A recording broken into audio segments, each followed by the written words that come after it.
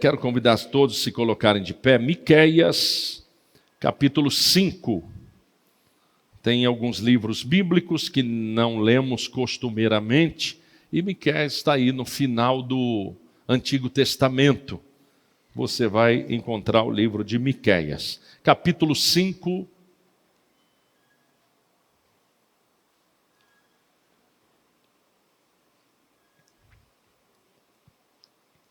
Miqueias, capítulo 5,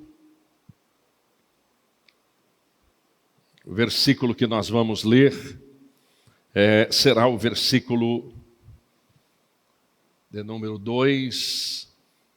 Glória a Deus. Encontrou aí na sua Bíblia, Miqueias, capítulo 5, versículo 2.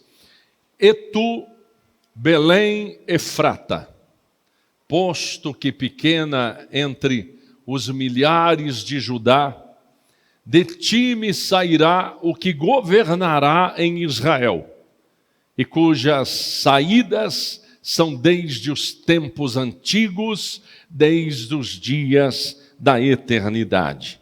E tu, Belém Efrata, posto que pequena entre milhares de Judá, de ti me sairá o que será Senhor em Israel, e cujas origens são desde os tempos antigos, desde os dias da eternidade. Amém. Feche seus olhos, vamos orar. Deus, pedimos que o Senhor venha falar conosco nessa noite, através da sua palavra. Que o doce Santo Espírito venha tocar na vida de cada um de nós, nos edificar, para sairmos daqui, Senhor, aleluia, tocados por Ti, abastecidos, renovados, fortalecidos, em nome de Jesus. Fala conosco, Senhor, aquilo que palavra humana não alcança, aquilo que o homem não sabe falar, que o Senhor fale ao mais profundo de cada coração, em nome de Jesus. Amém. Pode se assentar.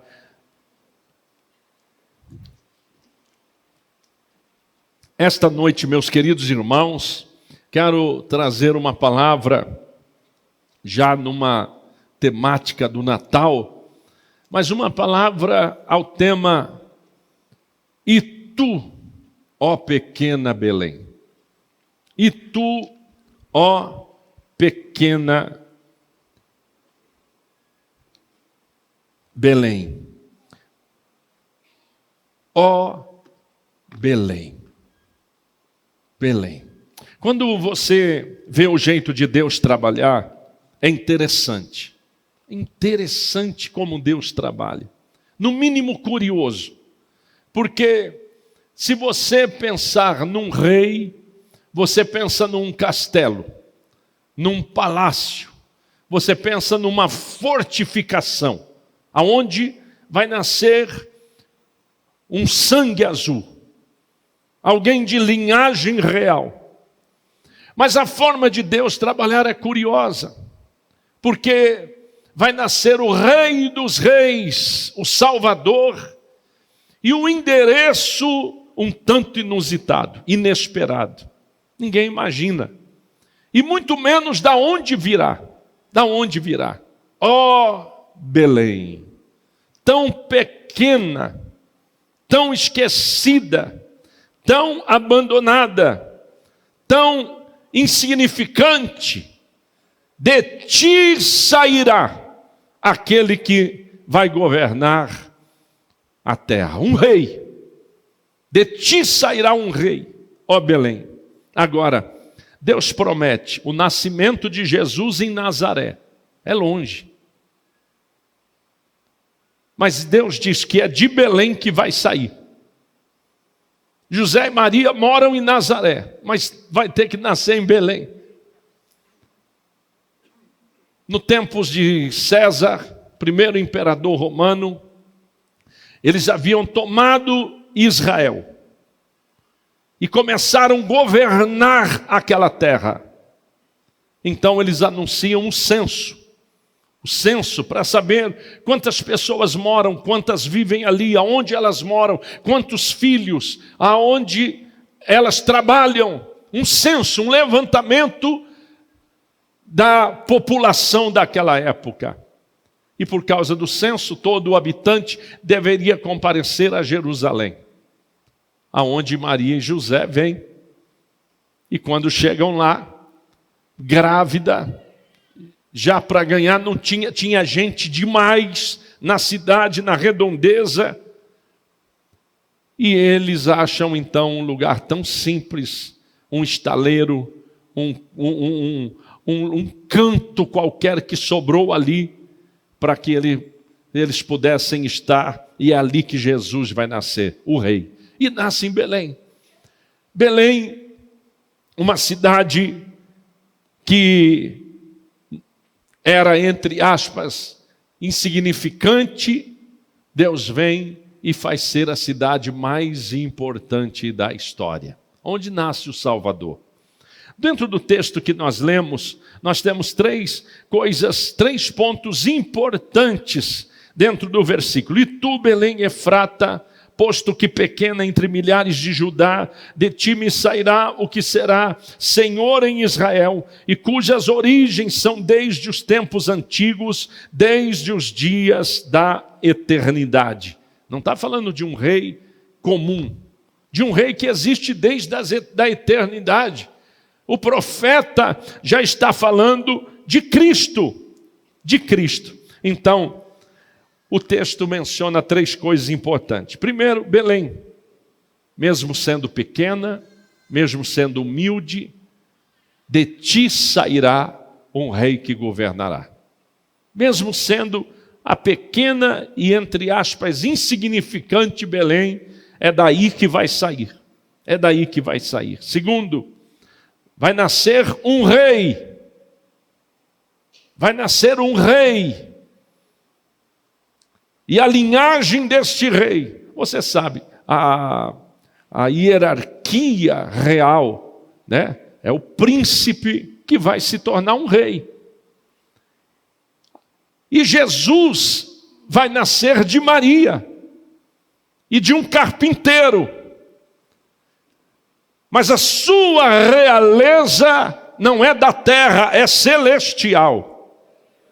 Descende do Criador, do Rei do Universo. Em terceiro lugar, este nascimento seria a encarnação do Deus eterno, Deus pisando na terra entre os homens.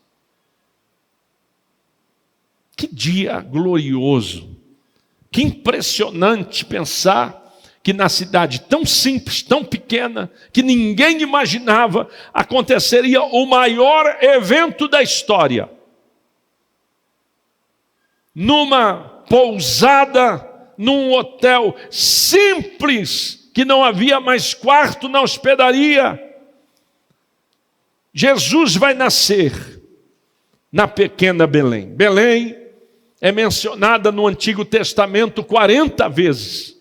Ela aparece muito mais vezes no Antigo Testamento. O próprio rei Davi é consagrado, é ungido a rei em Belém. E quando você vai para o Novo Testamento, você vai encontrar a citação de Belém apenas 8 vezes, contra 40 vezes no Antigo Testamento. Então, Belém fica cerca de 8 quilômetros de Jerusalém. É bem perto. É bem perto. Eu estive em Belém. Eu já fui a Belém algumas vezes. E todas as vezes que eu vou a Belém, eu me emociono muito. Hoje você, quando vai visitar um provável local onde Jesus nasceu, existe várias construções. No ano 300 depois de Cristo, Helena, mãe de Constantino, vai à terra prometida, a terra santa, e marca alguns locais aonde os eventos aconteceram. E lá ela constrói uma grande igreja, que quando você vai lá conhecer, você ainda vê ruínas, resquício, vê piso com aqueles mosaicos feitos no chão, de cristãos que pisaram ali e cultuaram naquele lugar há muito tempo atrás. Então, o local, existem marcas de que desde a época de Cristo já era um local de peregrinação por causa das marcas e das ruínas que são encontradas lá. Mas é curioso também que você pensa que vai lá e encontrar uma manjedoura, um lugar assim. Não, você entra dentro de uma caverna, você desce escadas. Você desce as escadas e dentro de uma caverna é aonde eles apontam ser o lugar aonde Jesus realmente nasceu. Ir em Belém é algo muito emocionante, porque ali nasceu o Salvador. Até hoje Belém é uma pequena cidade. Belém não é uma cidade tão grande. Em Belém, a primeira vez que eu fui a Israel, eu fiquei hospedado em Belém. E eu lembro que eu não conseguia dormir. Eu abri todas as cortinas da janela e para eu ficar vendo. Falei, meu Deus, eu não acredito que eu estou aqui em Belém. E abri as janelas. E perto do hotel onde eu estava, ficava o túmulo de Raquel. Túmulo de Raquel. A Bíblia menciona, ela foi enterrada ali em Belém. E até hoje é um lugar também onde os judeus vão frequentemente, diariamente, ali, mesmo sendo uma questão tão estranha para nós. Chega lá e você vê toda aquela divisão, mesmo sendo um território palestino, os judeus têm os dias de permissão e conseguem chegar lá no túmulo de Raquel e vão lá e cantam, principalmente mulheres vão ao túmulo de Raquel. Raquel, ela tem um parto em Belém e o filho morre e ela é sepultada. E ela também morre ali e ela é sepultada em Belém. Então, muitas mulheres vão ali no túmulo de Raquel. Quando você olha para Belém e busca o significado da palavra, você descobre a profundidade de Deus fazer Jesus nascer ali. Porque Belém significa casa do pão. Agora imagina, Jesus vai nascer numa cidade que se chama Padaria. Jesus vai nascer num lugar que fabrica pão, a cidade chama. A cidade se chama Casa do Pão. Lugar onde tem alimento, lugar onde o trigo é moído, lugar onde as vidas são abastecidas, lugar onde as pessoas vão encontrar alimento. No Evangelho de João, capítulo 6, versículo 35, Jesus declarou com as suas palavras, dizendo: eu sou o pão da vida. Aquele que vem a mim não terá fome, e quem crê em mim nunca terá sede. Aquele que é o pão para a humanidade, nasce na casa do pão, em Belém. Todo ato profético, significativo e profundo do nascimento de Jesus, na cidade de Belém, que ninguém dava nada, que ninguém esperava nada, e vai se tornar a cidade mais importante. Quando a Bíblia menciona Belém pela primeira vez, está em Gênesis 35, e é a morte de Raquel que eu acabei de mencionar. Então é um lugar de sofrimento, é um lugar que, para os judeus, lembrar daquele lugar é lembrar também de um lugar de sofrimento, é onde o trigo é moído, onde o trigo é amassado todo dia para fabricar o pão.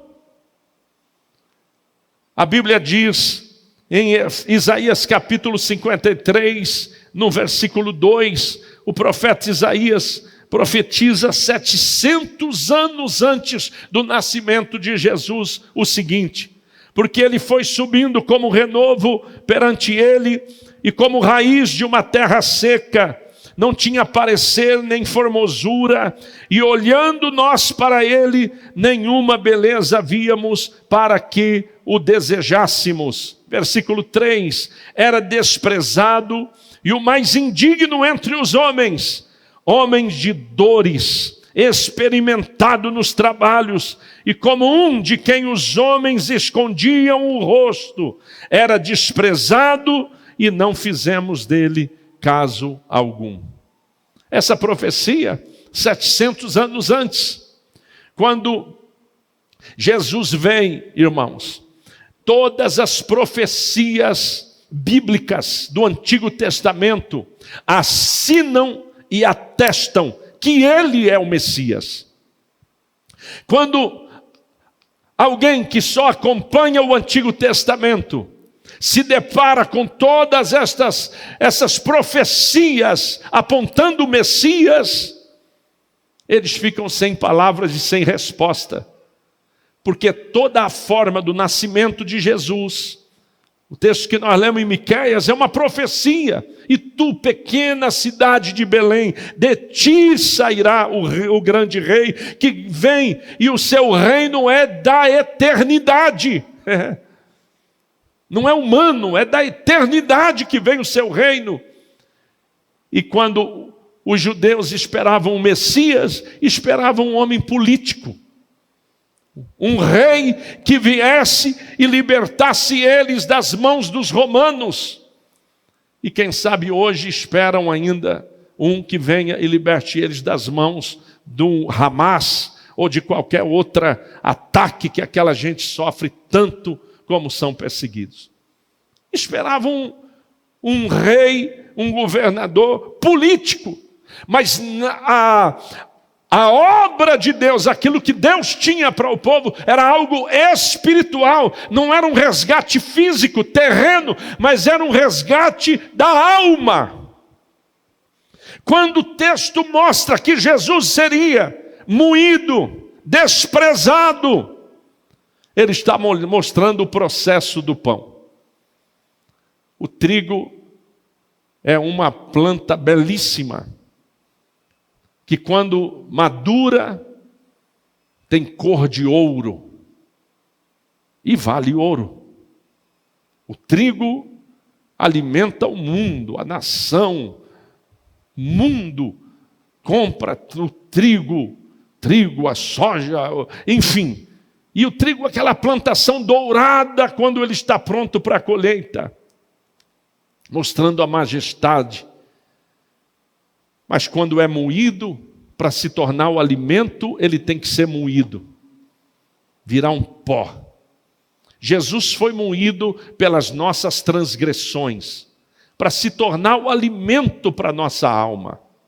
Quando Jesus vai à cruz, atravessa a perseguição, quando ele é desprezado entre os homens, ele está na moenda, o trigo está sendo moído, para ser produzido o pão que vai alimentar a humanidade. E é por isso que Jesus disse: eu sou o pão da vida. Quem experimenta de Jesus, aleluia, recebe vida. Quero começar profetizando sobre a tua vida essa noite, que se você chegou aqui caído, triste, se você chegou aqui sem forças para prosseguir, há um alimento nesse culto, chamado Jesus, é o pão, aleluia, que quer alimentar a tua alma, para você sair daqui hoje abastecido. Muitas coisas nesse mundo não vão te abastecer, são ilusões, mas quando você experimenta Jesus, tudo fica diferente. Então Jesus foi desprezado, foi abandonado, mas ele se tornou o grande rei e o alimento para a nossa vida. Quando você olha em Lucas capítulo 1, versículo 31, 32, 33, está falando sobre Jesus. e é a grande promessa. O Senhor diz, o anjo diz a Maria: e eis que em teu ventre conceberás, e darás à luz um filho, e por-lhe-ás o nome de Jesus. Este será grande, e será chamado Filho do Altíssimo, e o Senhor Deus lhe dará o trono de Davi, seu pai, e reinará eternamente na casa de Jacó, e o seu reino não terá fim. Levante a mão direita para o céu e vamos dizer essa última parte: e o seu reino, fim. O seu reino não terá fim. A expressão que a gente usa na igreja para dizer que eu sou um cristão, que eu sou crente, qual é? Eu sou um servo de Deus. Fulano é um servo de Deus. O linguajar real faz parte até da nossa identificação. Nós somos servos da realeza espiritual, porque o reino dele é eterno, aleluia. Então, quando o anjo profetiza para Maria, ele diz: o seu reino não terá fim, aleluia. Hoje, quantos anos se passaram do nascimento de Jesus, do nascimento do rei, e aqui estão os seus súditos, aqui está o seu povo. A palavra do Senhor é a nossa ordenança, é a nossa regra, a nossa prática. A palavra do Senhor é a nossa diretriz de como se comportar dentro desse reino. O batismo é a porta para a gente ingressar dentro desse reino. A gente se reunir, louvar a Deus, adorar a Deus, é o dia que a gente se encontra com o Rei. Eita! É o dia que a gente se encontra com Ele e renova nossas forças, falamos com Ele e Ele nos enche e nos renova, aleluia. Seu reino será eternamente. Então, quando você olha para tudo isso que eu estou falando, num grande resumo, você vê o amor de Deus. Deus amou o mundo de tal maneira que enviou Jesus Cristo para morrer pelos nossos pecados. O amor de Deus tão grande, ele se tornou humano. Ele se tornou humano. E como humano, ele conhece as nossas dores. Toda dor que você sente, não é só dor física, dores emocionais, sentimentos confusos, desencontros da alma, ele conhece. Quando ele se torna humano, a Bíblia diz que em tudo ele foi tentado, mas em nada ele pecou. Toda a tentação que o homem sofre, toda a tentação que você enfrenta, Jesus enfrentou. Jesus enfrentou, ele conhece os seus desafios, as suas tentações, porque ele se tornou homem, e como homem, ele também conhece as suas feridas. Eu fico pensando como Jesus foi humilhado, quantas humilhações, quanta rejeição, e ele sabendo quem ele era. Irmão, por muito menos você ia liberar um raio na cabeça de meia dúzia. Senhor, mata aquele, Deus, leva. Aquele outro, Senhor, pega lá, arrebenta no meio, Senhor. O outro ali, Senhor, só põe na cama, deixa no leito, trabalha na vida dele. Você ia fazer. Jesus foi tentado em tudo e não pecou, amou. Amou. Então, quando você fica humilhado, desprezado, ou com raiva, ou às vezes até querendo tomar uma decisão precipitada, ou querer xingar, e tudo isso, toda essa água fervendo dentro do teu coração, Jesus conhece isso, porque ele foi homem, em tudo foi tentado, mas em nada ele pecou. Por se tornar homem, ele conhece os seus sofrimentos. Sendo rico, se fez pobre. A coroa de espinho era minha. A fila da cruz do Calvário era minha, era sua. Mas ele entrou na fila e disse: deixa que eu vou na frente. Pode desmanchar porque já acharam alguém. Eu vou no lugar dele. Eu vou no lugar dela. Eu vou no lugar dele. A maior arma do diabo é fazer lutar para você não entender o amor de Deus. Para você se sentir perdido, para você se sentir não pertencedor, para você não se sentir da família, para você não se sentir filho. Olha o tamanho do amor de Deus por você. Olha o tamanho do amor de Deus por cada um de nós. E às vezes, toda a dificuldade para entender isso. Por quê? Porque o diabo luta aquilo que ele perdeu de acesso diante de Deus, ele não quer que você tenha.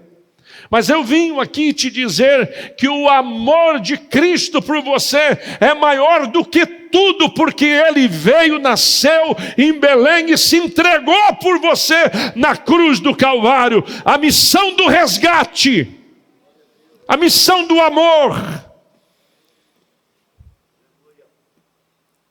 Ele levou a cruz de espinhos para que você receba uma coroa de glória no céu.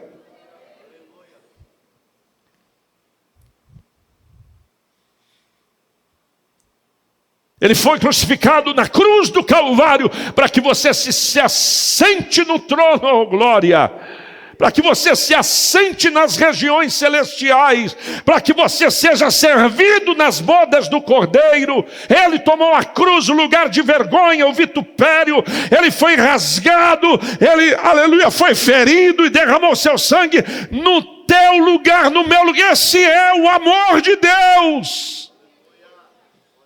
Se isso não for amor, prepara esse para o final. Hein? Se isso não for amor. Então eu vou terminar fazendo algumas colocações.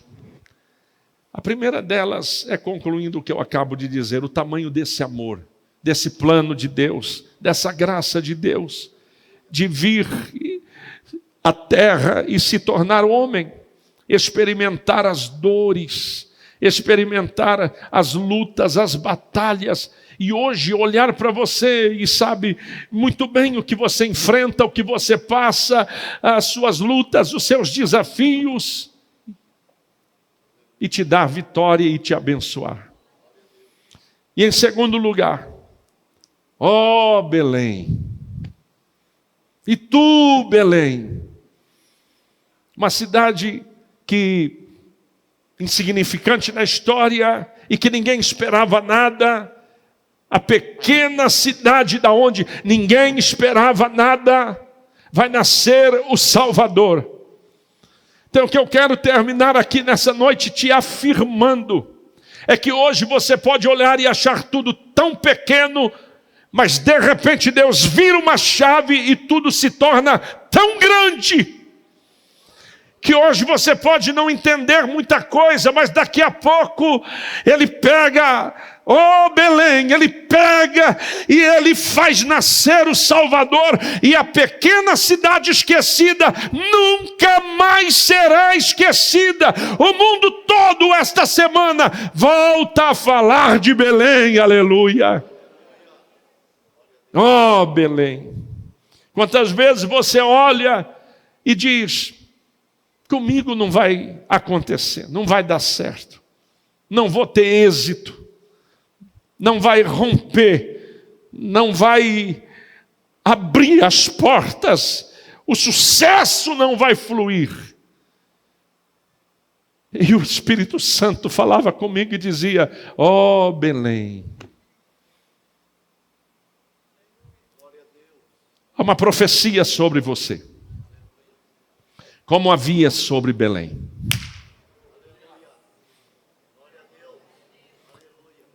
Há uma promessa sobre você, como havia sobre Belém.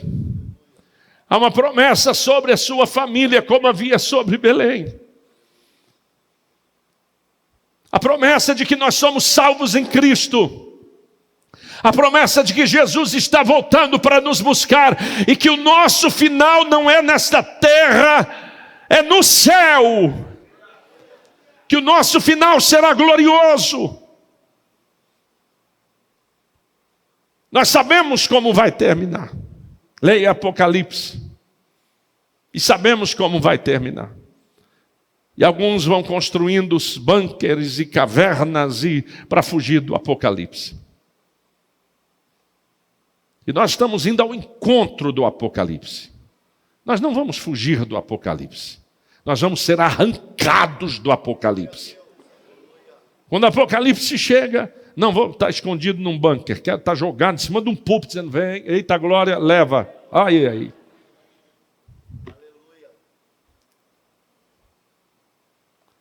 Porque nós sabemos o final. E tu, Belém, quando você olha para você e pensa, todos os lugares Deus cumpre, Deus abençoa, prospera, dá certo. Eu sou só um Belém. Eu sou só uma padaria. Quem imaginava que Deus ia pegar a pequena cidade e fazer algo tão extraordinário? Tão extraordinário. Natal, vai gravar, moça? Então grava esse trem aqui, que é para o mundo ver. Tira a foto, pode ficar aqui. Natal não tem nada a ver com Papai Noel. Natal tem a ver com Nazaré.